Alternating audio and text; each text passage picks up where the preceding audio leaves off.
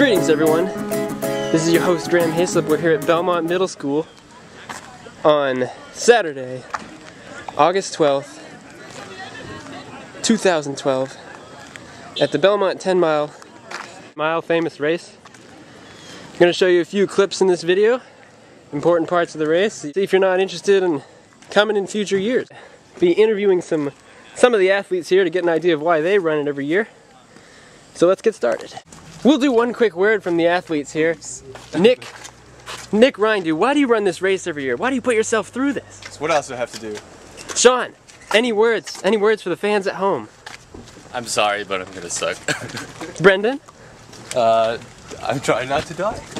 Alright, solid review from the athletes. Here's the start on, I believe it's called Concord Road. And what they'll do is they'll sail along this road and take a right turn past the middle school I was just at, and they'll head out on School Street to the start of Route 140, which is a couple nice rolling hills. Here we go. Start of the Belmont 10 mile, and we'll pursue a couple of leaders along this way. Here we go, boys! Couple locals coming up here, making this turn onto a long, flat straightaway on Jamestown, which builds to a gradual hill, strategic point in the race. Young Sean McCauley might want to make his move now on Aaron Hayward. Here comes his twin brother, Brendan McCauley. To round out the pack, Brendan McCauley, take a name! Yeah. You can't have it. Drastic change of events here. The hometown hero himself, Nick Rindu, going for Olympic gold! Here he goes. The hometown hero. Followed closely by awesome competitors. Colton Ham and the mystery man here in second. For silver. Don't really know his name. Getting hydrated on the way. Keep it up, bud. Thanks. And Colton Ham, one of the favorites here. Say hi to YouTube! And here we go. In 4th and 5th, it looks like a strong field with Aaron Hayward and young Sean. Welcome back. We're here at the top of Bean Hill Road. The last road I showed you was Jamestown, and I actually did not get a chance to stop on Union Road. Union Road is probably the longest road on this race. Links Jamestown to this, probably the most difficult stretch of the 10-mile Bean Hill Road. As soon as you turn into Bean Hill Road, you can see the massive hill. There are 3 immense rises. This is probably what makes the Belmont 10 miles so painful, this road right here. And last we checked, Nick Rindu, Nick, the hometown hero, was in first place with Long Hair Kid in second and Colton in third. We'll see how this is going. This is a long stretch at the end of the last rise. And right here is the top, and then you go down. We passed the 7-mile mark. We're between 7 and 8 right now. At the top of this absolutely brutal hill, Bean Hill. Everyone who's run this race will revel at how horrible this hill is, but that's why you gotta come and check it out, because you can't really fully understand it until you run it. I will say it's awful. Nick does still seem to be in first place with Long Hair Kid close behind.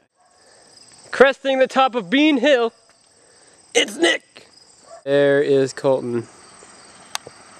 Coming around the corner. Is that Colton? No. No way. Austin, for YouTube, tell us just how grueling this race is. This race is very grueling when you don't run it all over the summer and then you show up and try and do it. YouTube, that's your cue to train for this race. Just kidding, Austin, of course. Bean Hill, an awful hill. Did you even make it to there? Not this year, but in years past I've just about wanted. What are your comments on Bean Hill? Bean Hill is probably the most grueling hill in the tri-state area. It is. We're coming up on the finish now. Just seeing the leaders coming in here. Nick Rindu solidifying his lead. Let's go, Nick! Long hair guy. Push! Long hair in second. Long hair guy in second. Let's go, Nick! They're coming to the finish line here. Look for the green cones. Nick going for Olympic gold. It's Nick Rindu. Followed closely by long hair guy. Is that the first? Nick came in first? Yep. Winner! Olympic gold! And then let's look in third. One of the most interesting turnouts I've seen in the race this distance. Sean McCauley for the bronze medal spot.